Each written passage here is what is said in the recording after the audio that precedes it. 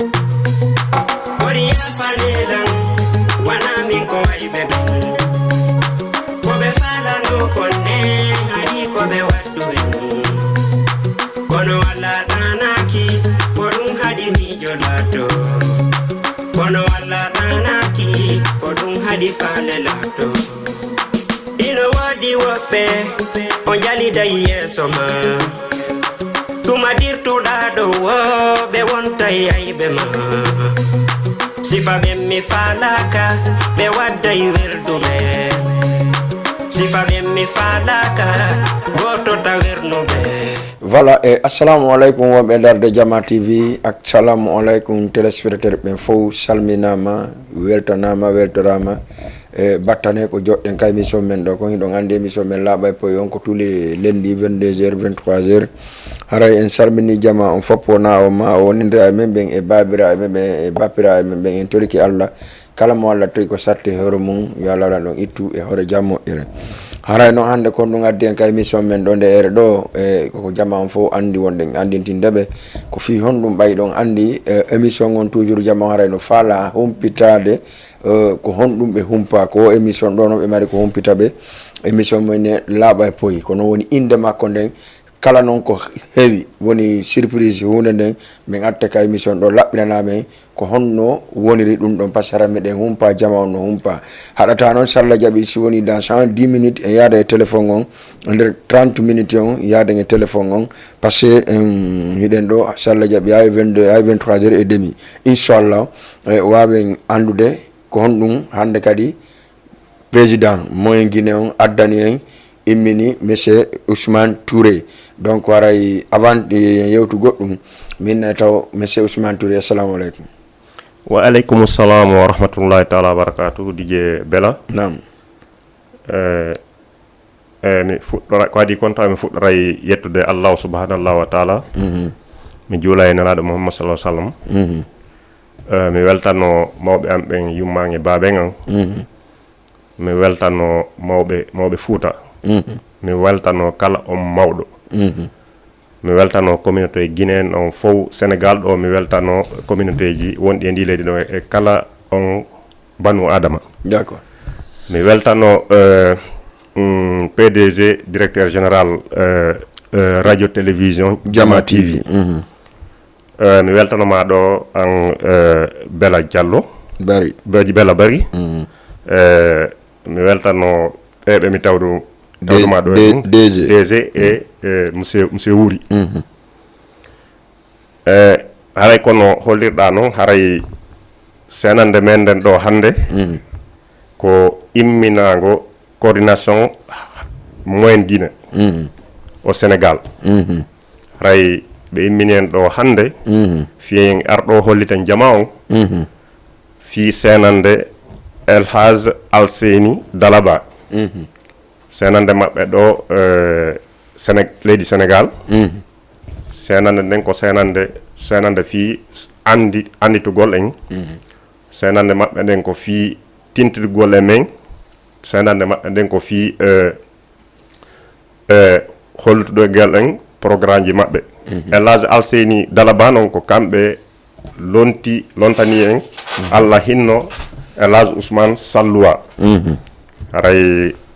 Elage Ousmane Salloua haray hay goto humpa gabe kambe wonno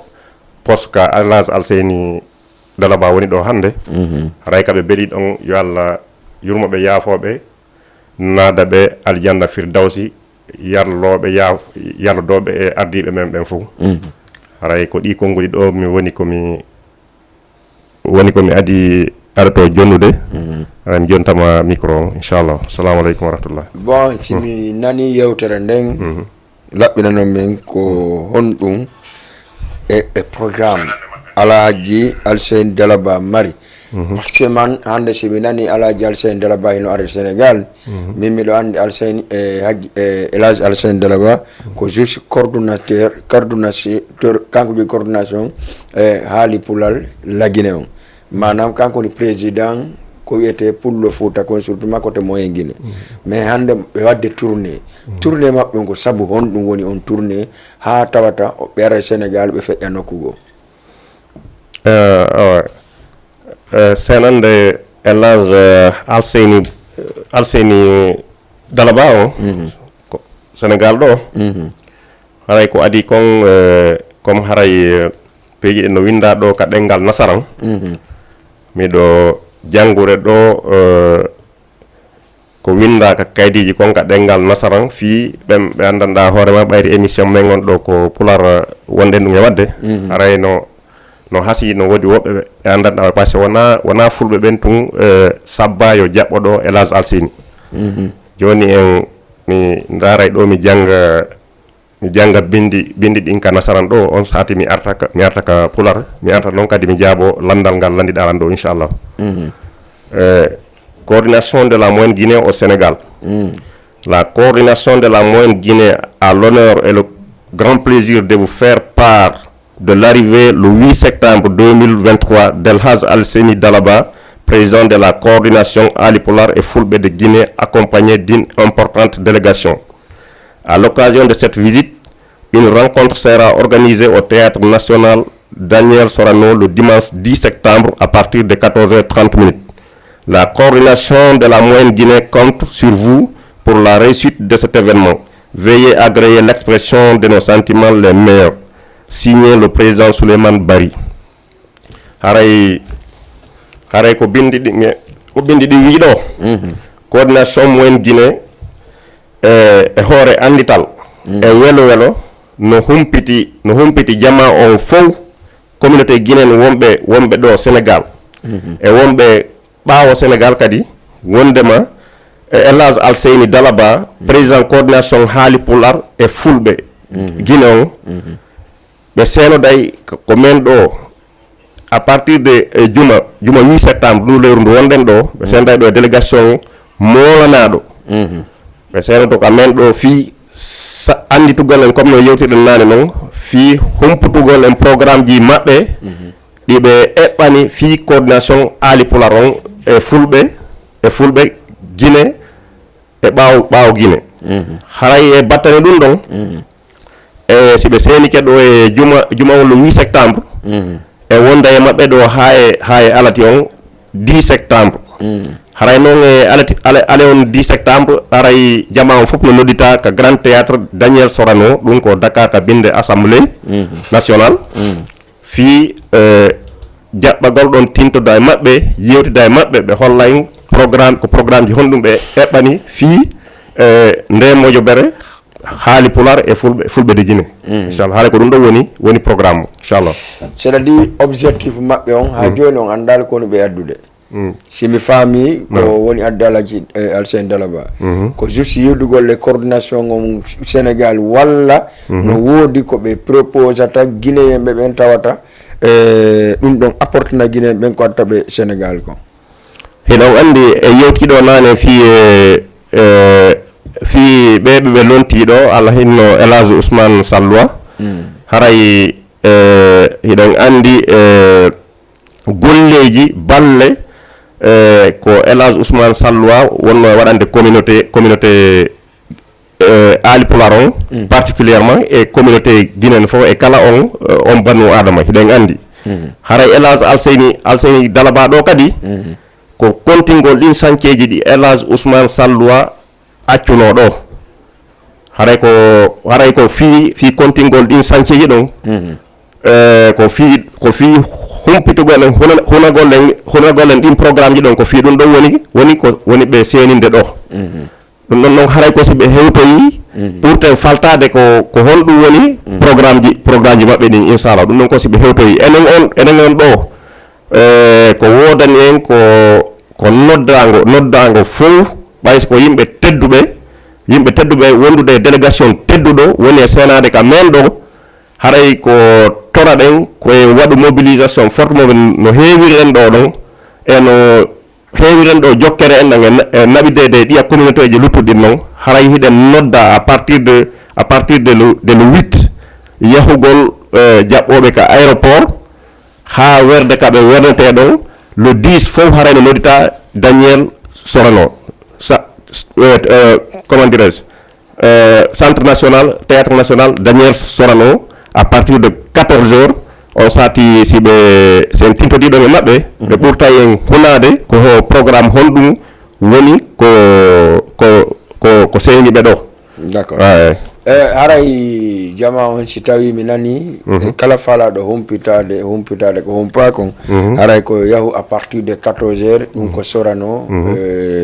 takko RTS ancien RTS on yawgol ka palais donc yago ka assemblée manam ko ɗon sorano woni donc min simi faami hande est ce que on ƴetti proposition pour no o jama notoro ndu notango mum ndu waɗɗon e dimanche par ce que min miɗo andi programme ji ɗin fof enen guinéen o joni ko dimanche joguiɗen dennaboji woni mariage ji woni cérémonie ji woni hiwrode gol fatundeji woni quelque soit alpha ko waɗete mais est ce que on ƴetti précaution no ɓe notore hara e her sali kamɓe par ce que enen giɗen andu woniri ɗen Sénégal ɗo mais kamɓe ɓe anda ko honno woniri ɗen est ce que on ƴetti on précaution? Oui, haray coordination moyen guinéen no Sénégal ɗeɗo jonte fof jooɗaka walaka no imma no dara no yewtide no waɗede sensibilisation e hooreɓe association ji yimɓe men wonɓe Sénégal ɗo fof hooreɓe ɓen waɗama kadi sensibilisation porte à porte waɗama sensibilisation ka no waɗede no continue no waɗede sensibilisation ka radio ji e ka télévision ji fi humputugol jamma o haray no anda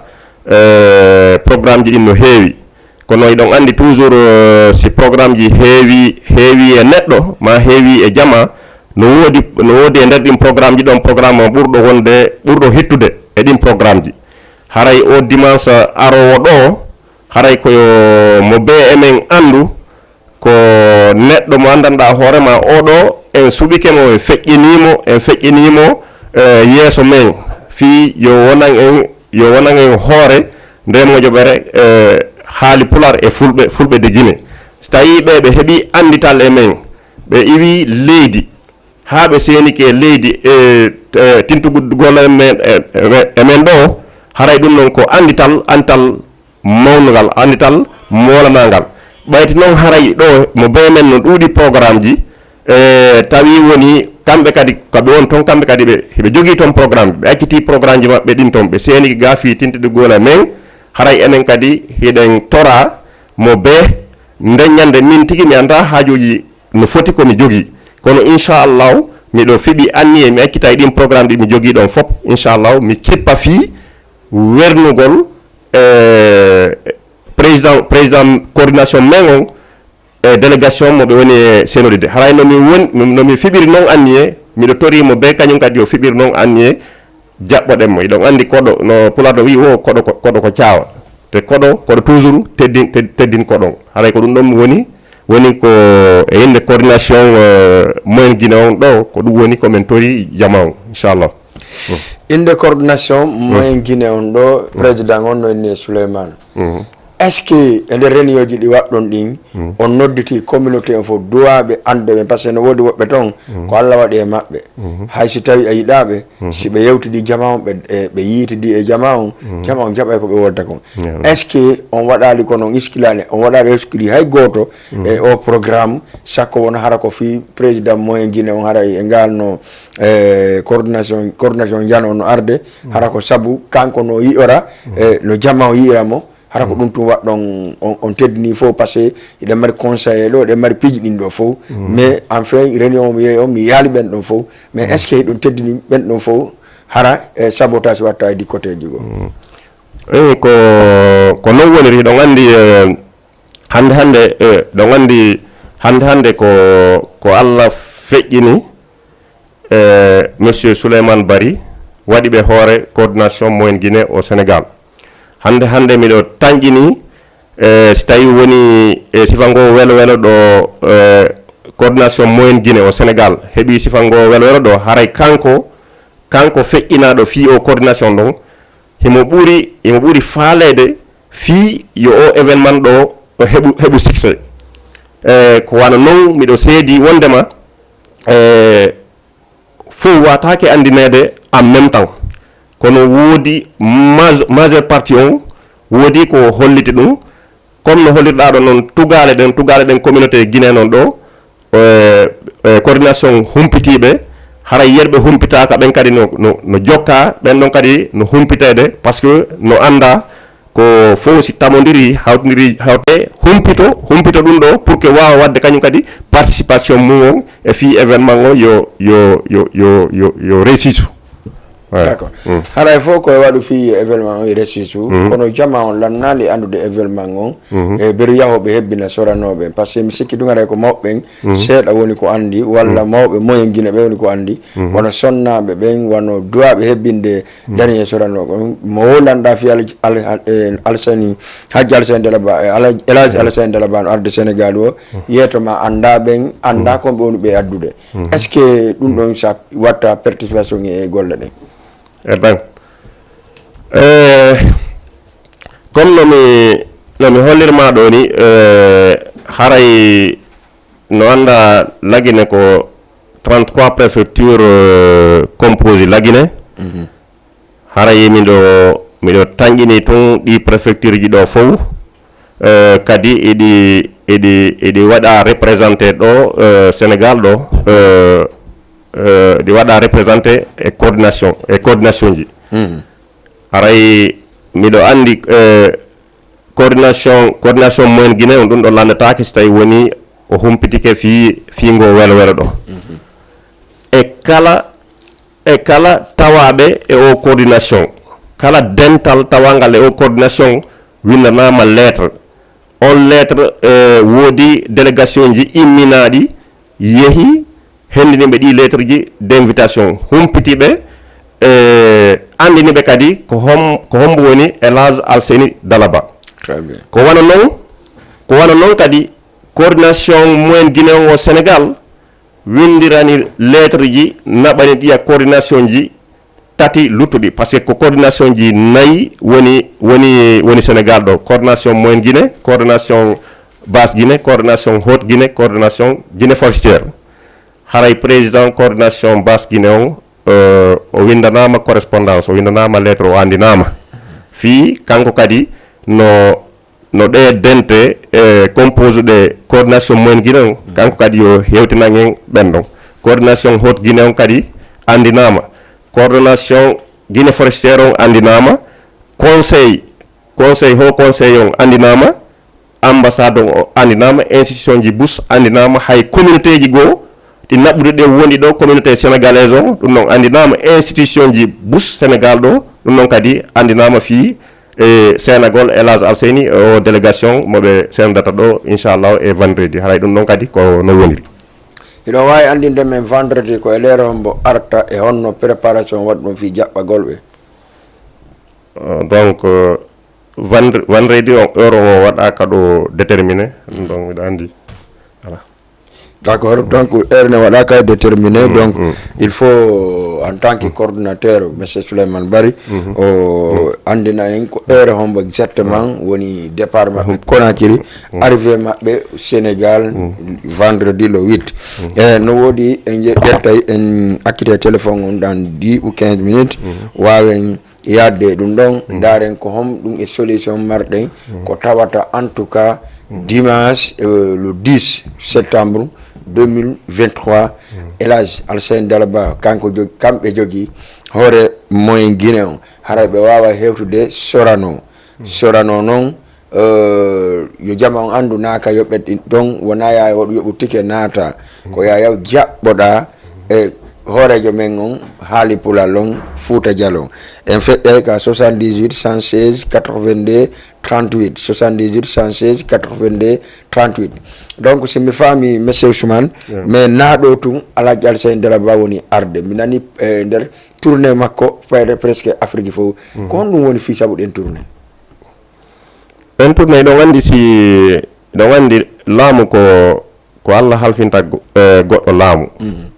so Allah halfini goɗɗo laamu koko jama o rewnata jama o suɓomo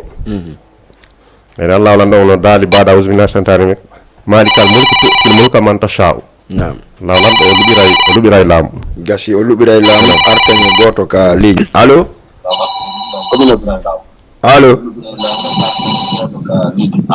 allo naam jarama ɗa jam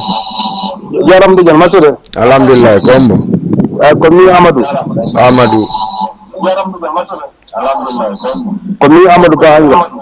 Amadou Ba ɗir télé ma on seeɗa Amadou Ba Angel ɗoytañen télé ma on seeɗa walla diri e télé on seeɗa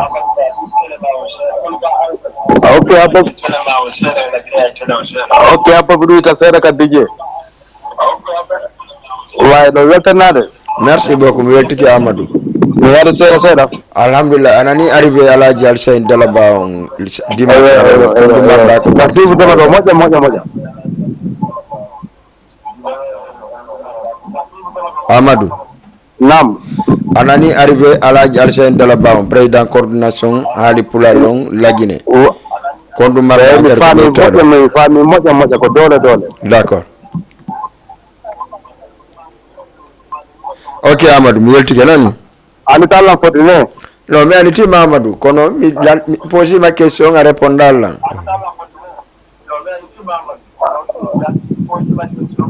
ok merci beaucoup 78 116 82 38 Amadou Timbi en salminimo moƴƴa miɗo nandema kono miɗo nande kadi télé ma on ko wolta ko ɗum waɗi fof ke heɗitoɗa on say c'est passé télé on harayno hakkiliri seeɗa ara 78 116 82 38 monsieur Ousmane arli mi question on ka tourné Alaji Alseyni Dalaba nam haray ko comme komi wino kon Allah suɓirke no wonde halfinayi Alaji Alseyni Dalaba nde o yeeso yagal ɗo tawi kadi jamame on suɓike ɓe kañum kadi hikkiniɓe yeeso haray nomi wawi famirde ɗon noon haray ko waɗi si tawi woni wano programme o heɓe eɓɓi si Allah lanɗo jaaɓi jindugol ɗo e leyɗe jeeɗɗi koka wonden ɗo Sénégal ɗo woni koɓe adori kon haray sa yi ɓe waɗi ɗum noon ko fi andital ene ɓe lamminama Laguiné ton hiɓe andi Guinéɓe ɓe wona nder territoire Guiné tu woni hiɗen partout hiɗen e aduna on fof joni e andital maɓɓe communauté maɓɓe o wonɗo yaasi on ɓe eɓɓi ɗen eɓɓoje ɗon e wi a ɓayti wona Laguiné ɗo tun jama woni sabbo mi yalta ko yaasi mi tawa ɓe mi salmina ɓe mi weltanoɓe mi waɗa échange ji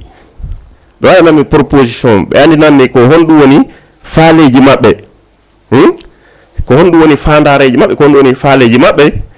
min tindida e ɗum ɗon ɓe immo ɓe sento kamen haray ko fi andital men par ce que neɗɗo sa feƴƴini neɗɗo hoorema o anditi aɗogol senagol salminama landoma ko honɗum woni faale ma ko honɗum woni fandareji ma haray ɗum ɗon vraiment ɗum ɗon ko weltorte haray miɗo andi ko ɗum ɗon woni haray objectif ma Alaji Alseyni Dalaba ka ɓeya feƴƴini ɓeya mawɓe honno Alaji Ousmane Salloua y avait beaucoup de problèmes entre maɓɓe Labé et Dalaba parce que Alaji Alseyni Dalaba wona légitime wonnugol num ko hoore coordination ko Labé wonno légitime ko honno ɗum woniri ha tawi ko Alaji Alseyni Dalaba ƴetti kongo coordination no woodi détail ji ɗi min niveau an wata narde mum kono so tawi woni ko fi affaire lural andi no inna e nder haalaji ɗin fof ko hay ɗengal e ñiiƴe no ara haɓugol hakkunde sonnajo e moddibo makko no ara lurrugol awa ko wana noon kadi e nder dente ɗen mojoɓe ɗen lurre kadi arta kono so tawi woni comme no hollirɗa noon tawi woni hari lurrama fi est ce que ɓe wonay est ce que ɓe wonta yeehi ha joni tawi ko kamɓe woni haray alhamdulillah haray ko haray ko lurano ɓaaw kon haray ɗum ɗon régulama hakkunde maɓɓe toon haray min ko noon mi wata jaborde kadi ngallandal ma ɗum cérémonie on ko leero mbo fuɗɗoto sorano ko leero mbo gasata cérémonie on ko winda ɗo kon ko 14h30 minutes woni ko fuɗɗoto o gasa e 19h inchallah d'accord 14h à 19h si tawi ndeñande e dimension gasi haray ko ndeñande Alaji Alassane Dalaba déplace to yaha ka ko ndeñande haray no wori kadi ko ɓattade Sénégal ɗo ha ɓe tindita ɓe kohoɓe ɓurɓe ma haray no wiya comme wiɗo nane no wodi leyɗe jeeɗɗi e nder Afrique ɗo ɗeɓe toɗɗi acca ɗeɓe toɗɗi acca assalamu aleykum ok merci continue hay comme no wirɗen ɗo nane noon no wodi leyɗe jeeɗɗi ɗeɓe toɗɗi senadagol e délégation moɓe wondi ɗon inchallah fi tintidugol e jama o haray so tawi woni cérémonie on gasi inchallah e ala on haray e tenen on ɓe embarquato fi senagol Guinée Bissau kamɓe délégation maɓɓe par ce que ɓe senoto ɗo ha Nigéria avant nde ɓe yiltade Guinée kamen inchallah ɗum ɗo fof kamɓe ɓe deecidi ɗaɓɓitugol e fulɓe Fuuta ɓen ko fi honɗum ɓe deecidi en ɗaɓɓugol fulɓe Fuuta ko fi en jogodiri walla ko alhaali maɓɓe tun ɗon yalde yewde e fulɓe ɓen non sommo maɓɓe on Elage Alseni Dalaba wona fi ɗaɓɓugol goɗɗum e fulɓe ɓen te wona koye inde fulɓe ɓen coordination fulɓe ɓen ɓe woni kono wona fi fulɓe ɓen tun kadi ɓe wonani wona fi ɗaɓɓugol goɗɗum ma ɗaɓɓugol goɗɗum e yimɓe ɓen ɓe ari au contraire ko fi andugol ko honɗum yimɓe ɓen haton jini ɓayri fewndo ni ko kamɓe Allah halfini yeeso yagal ngal pour que kamɓe e yimɓe ɓen ɓe wawa wallidirde e sokolaji yimɓe ɓen ko ɗum woni sommo seenuye maɓɓe on ka menga inchallah seenagol maɓɓe ngol exactement kamɓe si ɓe ari ko juste e yewdugol e jama guinéen wonɓe Sénégal ɓen voilà oɗo salminten téléspectateur ɓen fof wonɓe ka page Facebook ɓen no darde malgré e niɓɓi kono jama no darde moƴƴa no appréciede kadi ko wonde e yewde kon hande noon enen Dakar Sénégal ɗo en tant que ko Souleymane Baɗum coordination e coordinateur haali pulal Sénégal ɗo mais piiji boyi no wawi jama no wawi yiide ala yiwde président Souleymane mais o événement ɗo e ngal ɓe falama waɗude mo maximum pour jama on ar tawte mi sikki tun précaution ji ɗin fof ɓaylan andi haray no gasa oɗon organisateur ɓe on ƴetti déjà a wi ko fen on inchallah ko départ on d' abord ko 14h30 lanna e 19h ko honɗum miiji ɗon nde ñande waɗangol président coordinateur Sénégal ɗon monsieur Souleymane bon ko coordination on satini waɗangol président coordination Ali Pulare e fulɓe Guinée o ko comme ko teddule ko andiraɗen kon manam hiɗen andira teddingol mawɗo hiɗen andira teddingol lanɗo manam wernugol mo jaɓɓagol mo taw werna mo e kala ko hikki e ɗum ɗon ha so tawi woni o faltama sentade ɗo tamo kadi e hoore Jam e Kisse tanƴini tun en résumé ko ɗum ɗon woni ko waɗa planifié fi wernugol ɓe Sénégal ɗo d'accord e wernugol Alaji Alassane Dalaba donc ara musidɓe wonɓe darde Jama TV ka télévision mum e haray ɗon andi Alaji Alassane Dalaba kamɓe woni coordinateur haali pulal e Fouta Diallo on e kamɓe remplace Alaji Salloua en salmini kala ɓe andarma dental jooɗiɓe ɗo no darude émission on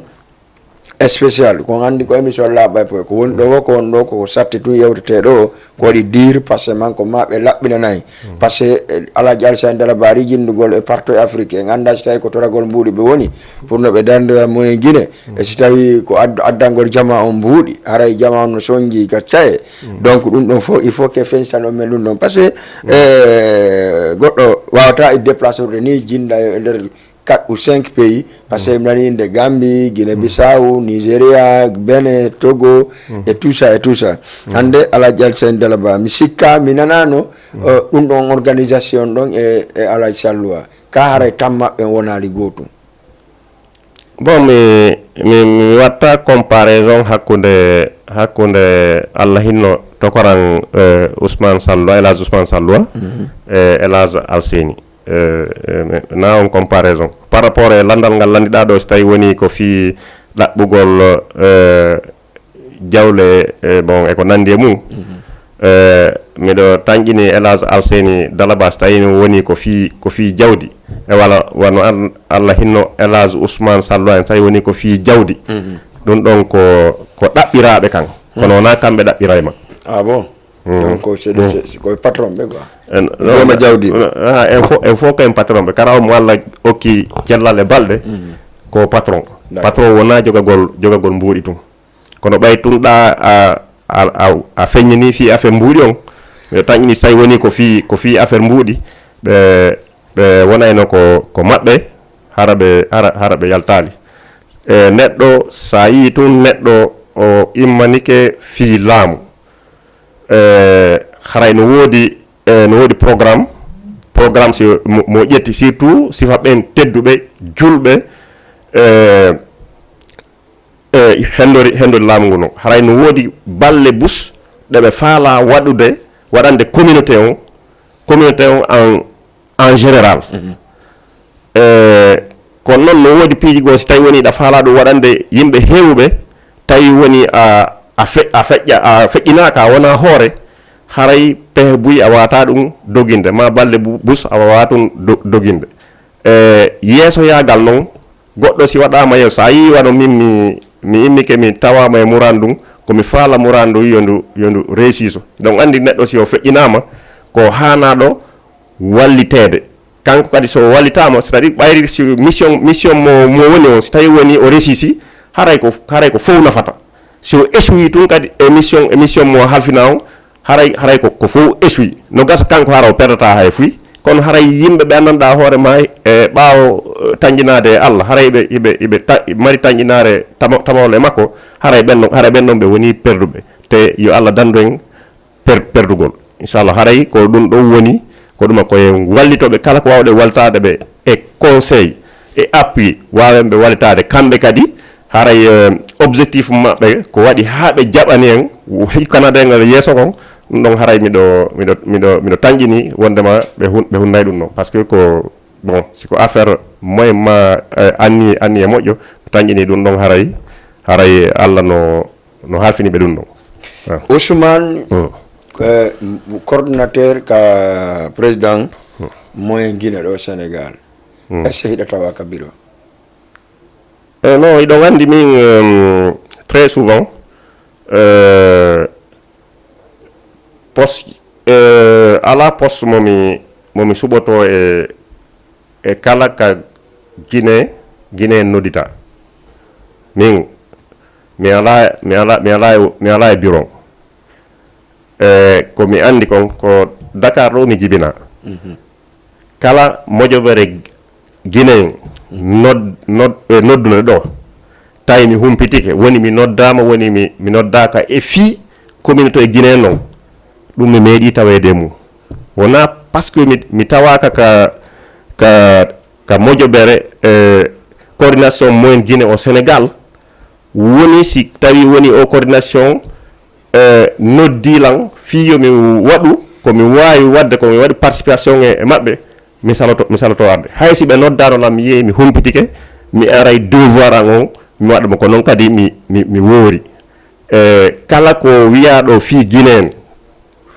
wonɗo ɗo Sénégal ma kala kami jini toon fof ko tuusi Guinée en fop haray min tuusilan ko moyen Guinée kadi woni ko amen mi ɗaɓɓa innede miɗo tawa e bureau ma mi tawaka e bureau komi andi kon tun si tawi woni bureau on haton ɗi nilan haray min on mi yahay mi noto komi wawi wadde kon mi waɗana ɗum ɗon communauté an on par ce que yafoɗa question ɗon kono jumino ma ɗo ko ɗo en temi sollaɓa poy laaɓa poy so ari ɗo a laɓɓinana lan wala komi faala nande kon mi compérata fijo goɗɗo nan o welto komin wonata ko émission o landi kon par ce que hande an ayni tutta kala ko guinéɓe ɓen woni e wadde surtout ma moye guiné ɗamari volontaire waɗugol quel que soit alpha to min miɗo andi bureau coordinateur no mari ɓe wi no mari bureau de jeunesse no mari bureau de sage donc mais an ɓe ronke ɓannudema ka bureau ton mais est ce que ɗum ɗon harayi ɓe golloɓe ɓe wonde walla haray ko ɓe godda par ce que an Ousmane souvent ka côté moyen guine yani vraiment mi tawaɗa waɗu batti te ko ɗum kadi falɗen heddiɓe kadi waɗu na ɓe accaɓe teddine donc ɗum ko wala noon mi yewtirma ɗo nane min ma piiji ɗin hande relation an e gandiri ɗo duuɓi busguilande makko wonɗoɗa e DJ Ceerno Bay Top FM to mi tawama e émission ji bus e ma toujours si ari ko ɗum waɗi simi question ma est ce que ka hon ɗum ka bureau coordination moyen guine Sénégal ɗo par ce que hande intellectuel comme toi normalement ɗa wawno ɗon yiɗa présente o ko wiyata lan ko min woni en moyen porte parole walla ko min secrétaire général walla ko min chargé etc mais c'est pas tout temps hunde arde o ɓeɗa nodde Ousmane mo wakkilani moyen guine tawata Ousmane il a rien dedans ko représente coordination si nawi ko ɗum ɓayni komi pullo komi tawaɗo e moyen guine en tout cas mi waɗana mi ko gueɓalla mi aykata merci DJ Bella question ma mo waɗi importante min kadi ɓe jaɓotoma ko woni fi an kon si tawi woni hande ida jooɗi ko radio ɗo miɗo andi hiɗa ɗo tawi woodi miɗo andi ko nafa e ma donte an hiɗa andi lan a teddinira lan tawi no woodi ɗo komi andi no nafa ma mi aray ha mi tawama mi innama a Bella ɗum ɗo dey no tanƴini no nafa ma si mi yiiɗo kadi ko bonanayma woni a holitilan hon tawa mi noddete mi innama ɗum ɗo dey mi yii ɗum sa wattali moni accanan ƴette goɗɗo ka ligne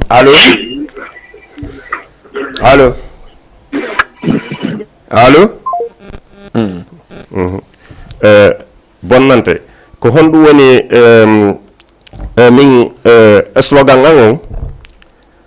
manam Allah waɗi mi jeyama Fouta Jalon haray min ko honɗum mi wawi waɗande Fouta Jalon min ko ngallandal ɗon mi lannitoto ko wona ko honɗum Fouta Jalon waɗanimi coordination moyen guine noddi lamba ma joni lam posba e fi moyen guine min ɗum wona inquiétude an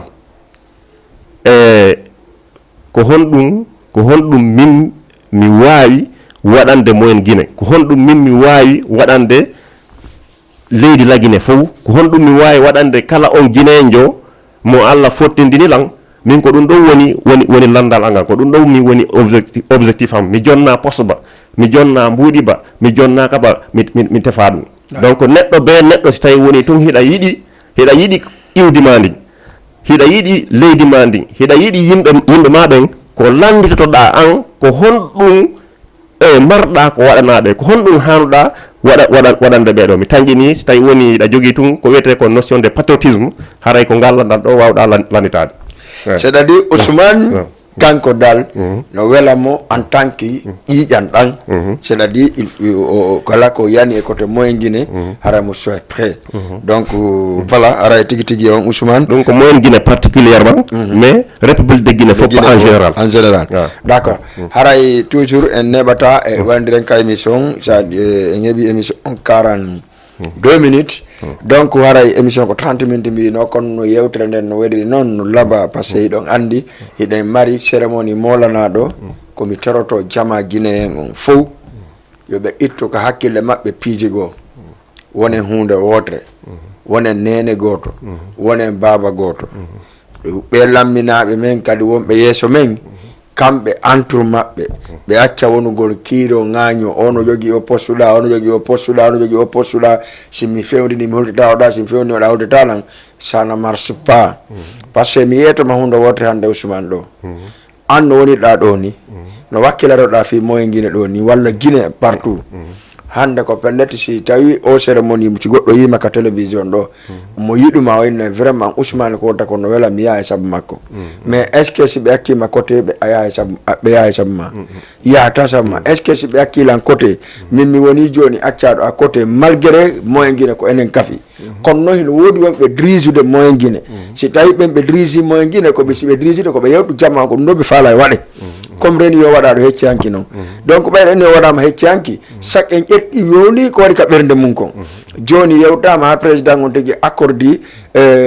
moyen média ji ɗi yaltinte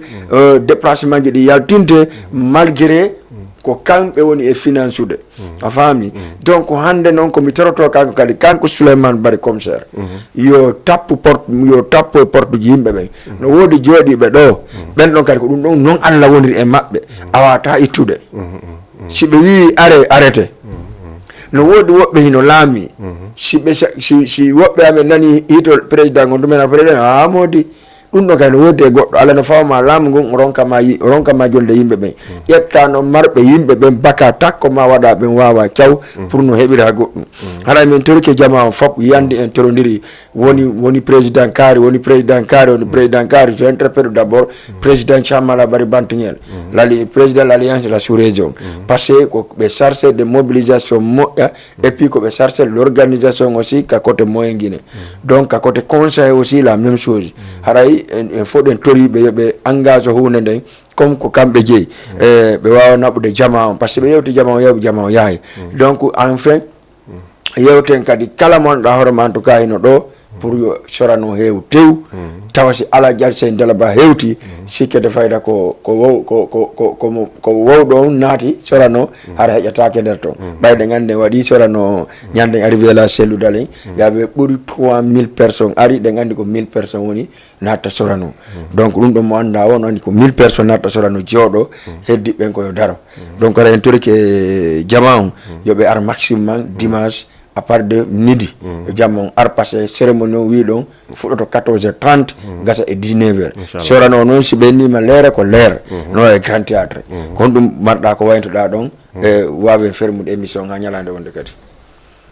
haray komi mari komi waynto ɗo e konngudi ma sakkitiɗi ɗo ɗin ɗi memi seeɗa komi konngudi ɗi mi wayntorayno ɗin haray ko toragol kala resonti kala on mo andanɗa hoorema mo jeeya e moyen guine yo jaɓu fotten nanodiren woni mawɓen woni suddiɓen woni sukaɓen woni nder ton woni ga neɗɗo so tawi woni a jeeyama e nokkure a heɓa e fierté nden nokkure ɗon heɓen fierté moyen guine heɓen fierté wongol guinen te gollanen kadi nokkureji ka yurɗen ton haray yejjitinrade accen korun am beɗum an accen mi nani ɗum ɗo mi yii ɗum ɗo ma ɗuma accen ɗo worindiranen gonga par ce que sa naati e kaamilo Allah on a tawi fi affaire gonga Allah no ɓuri insisude e fi affaire gonga par ce que Allah waɗan ɗon hay tawi hay rewgomo so tawi wona e dow gonga watamo rewgol worindiranen gonga a waɗilan hunde ma mi nani hunde ma mi ara mi fewta e ma min a waɗi ɗum ɗo e kono réguilen ɗon waynodiren si goɗɗum go aroyi wallidiren wawe yarude yeeso haray ɗum ɗo wona yen ndaaru président na yen ndaaru secrétaire wona yen ndaaru hombode ko en ndaaru ko en andu ɗum ɗo ko mouradu men ko enen fof jeeyi haray mo beeyo immo kala ko wawi wadde alandi kelan ɗo nane simi ɗo mi innuma min mi tefa wondema ko ɗum ɗo mi heɓatama ko o poste ɗo mi ɗum wona ɗum woni toon wona heɓugol goɗɗum ma wona tawegol e bureau wonani minna souhaitema vraiment j'interpelle commissaire Bari en tout cas ka côté jeunesse yo jonne poste vraiment c'est très important donc haray ko ayire noon ko haray faman tun min kadi affaire poste on inchallah bon ɗum ɗon darantatalan ko woni tun ko woni amba donc ko min tori d'accord woni amba woni hombodeba woni hombodeba kala haaju wandanɗa hoorema o heeɓingo tawi o tanƴinike wondema mi wawaymo wallitade ɗon ko foti e gabbel jara haray min yo andina so andina lan kadi si mi hiimo comme no mi wowi waɗirde noon mi waɗiray kadi noon e yertaga mo Allah hokki an noon haray ko ɗum ɗon toriɗen jamaw inchallah. Ok. Haray merci beaucoup musidɓe wonnoɓe mi sikki inde invité ɓe windaki ɗon sakko liren ɗum ɗon feƴƴen ka aray ko ɗum ɗon wonno objectif on ka. Donc invité ɓen koko comme no hollirɗen noon ko haray wono invita haray fof no invita institution ji ɗin invitama, coordination ji ɗin invitama, association ji tosoki ɗin e nder préfecture ji wonɗi ɗo ɗin fop invitama, communauté sénégalaise on ɗo invitama e communauté ji ɗi communauté ji luttuɗi fop par ce que yimɓe yiwa hay leyɗe sa fiingo wona ɗo wona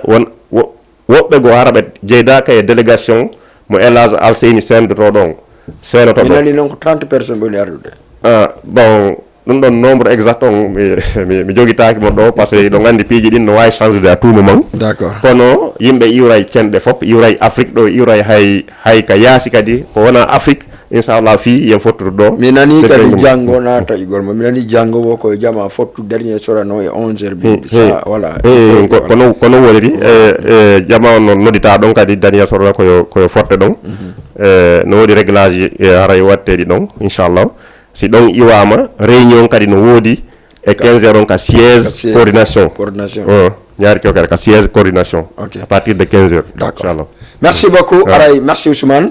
merci Ademe inchallah aray vraiment e weɗani ke jama moƴƴa participe ɗen karama ko Mamadou Inde Diaboy ɓe ka nder émission ga en tout cas tout le monde est là e weɗani ke noon président Souleymane Bari Bantingel en tout cas weɗon ɗen kadi vice président makko on ka jeunesse kanko Sidi Ndeyla weɗon ɗen kala mo gandanɗa hoorema en tout cas nani émission on yo partage wonɓe ndaare ɗo ɓen wonɓe ndaarde ka télé ɓen yoɓe andu si Allahu lan ɗon jaaɓi dimanche le 10 à partir de 13h30 haray fof yo dernier sorano naaten joɗɗen daaren heɗoɗen ko honɗum Hadji Alassane Dalaba addani en e côté haali pulal on. Merci beaucoup merci à vous tous en janggo kadi si Allah jaaɓi e émission ngo ɓayɗo gandi moyen guine ɓe wi émission ji ɗin ko waɗeteɗi tout temps janggo kadi simen ƴetto émission tum era min division on ka télévision. Merci beaucoup ciao.